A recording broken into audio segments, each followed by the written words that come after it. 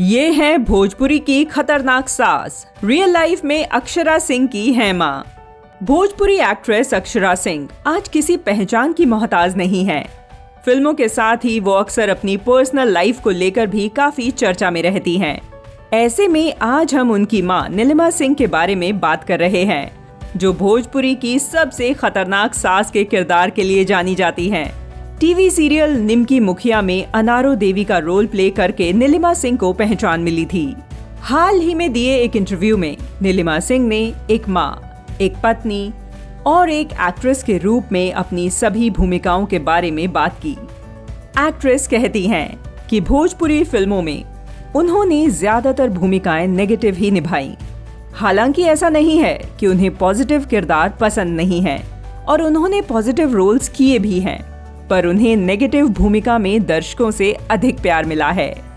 कभी भोजपुरी सिनेमा में नेगेटिव भूमिकाओं से बहुओं पर कहर बरपाने वाली खतरनाक सास, तो कभी किसी और रूप में विलन की भूमिका। नीलिमा के लिए यह बहुत ही सहज है।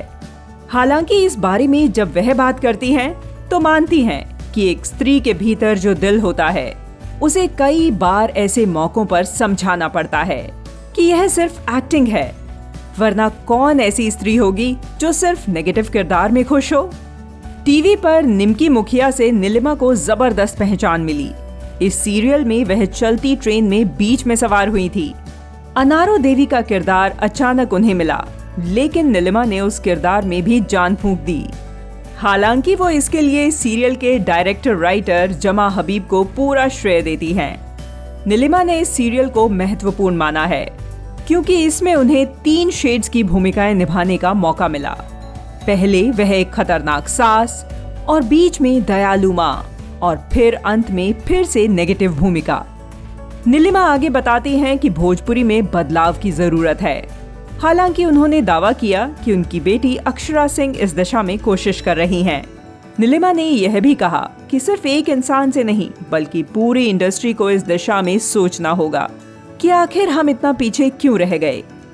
वेब सीरीज के सवाल पर नीलिमा कहती हैं कि वो इसमें काम करना चाहती हैं।